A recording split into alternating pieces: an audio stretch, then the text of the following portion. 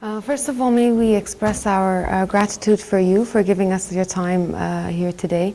Can we start by asking you, what do you think of Kuwait's initiative to host this important conference for Syria for the second year in a row? I think it conveys a very important message. One, the issue of sustainability. The refugee problem is a very complicated problem. Even if we were to achieve a political resolution to the Syrian crisis, which is still far-fetched, but even if we were to achieve that, this crisis will continue, the refugee problem will continue for years. Returning the refugees back to Syria will take time. Building the infrastructure in Syria will take time. And the numbers that exist outside of Syria are really very large.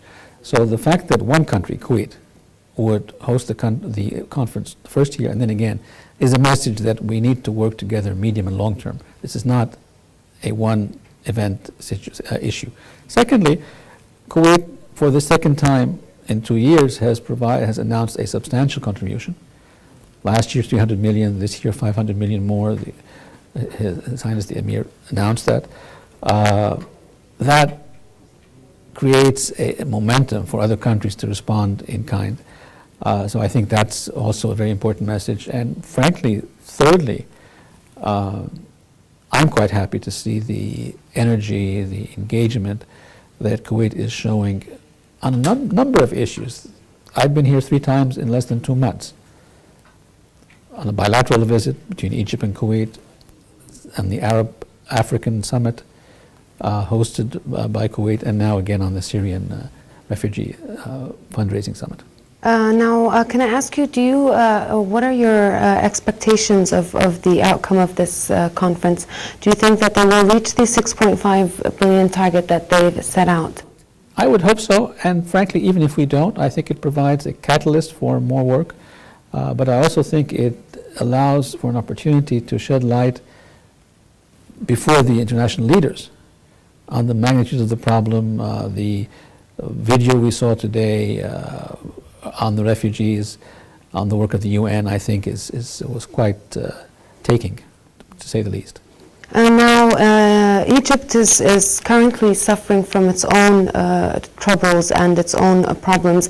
But what is your role in this particular conference? Are you bringing anything, are you playing a part in the refugee situation or with terms of the humanitarian aid? First of all, what we're going through in Egypt is a domestic transformation of our political system. That, of course, has created a degree of economic, not crisis, but at least a slowdown. Because when you have an intense political situation, the economy sort of slows down a little bit. But that being said, for us, all Arabs, especially the Syrians, given our history with them, are treated as Arabs, as Egyptians. We have over 300,000 Syrian refugees in Egypt today. That's over and above the average Syrian who is not a refugee. All the Syrian refugees in Egypt today are treated like Egyptians. In other words, they go to our schools for free like the Egyptians. They go to public schools. They go to our universities for free, exactly like Egyptians.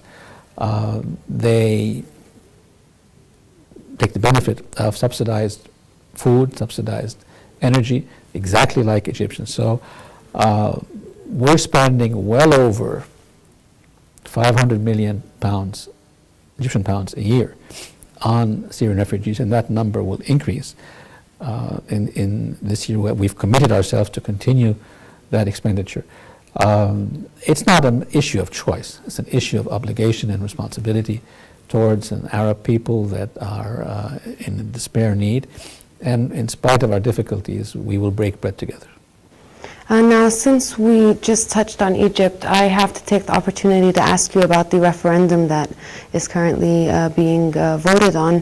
What are the prospects? I mean, from results so far, it seems that it will pass. Could you comment a little bit on the voter turnout and on the resolution, on the referendum itself? Sure. First of all, the referendum.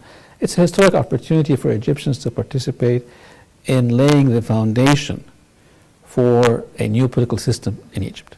That's what we're trying to do. Constitutions are the founding documents. We will then legislate the laws in different areas. But this is an important referendum, and that's why, frankly, I was in Paris, supposed to fly over to Kuwait. I stopped over in Cairo for 5 hours just to participate in the referendum myself, and then took on a later flight to come here.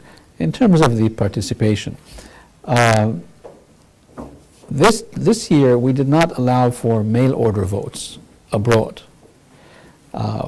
Therefore, it was clearly going to be the case that if you don't allow for mailing vote, then those who have to go personally to an embassy or a consulate to vote, those numbers will decrease. In small countries, it's not important. But in large countries, if you're in America or in Canada or in Australia, moving from one part of the country or not is a little bit more difficult. So the voter turnout abroad was less in total number than in the past.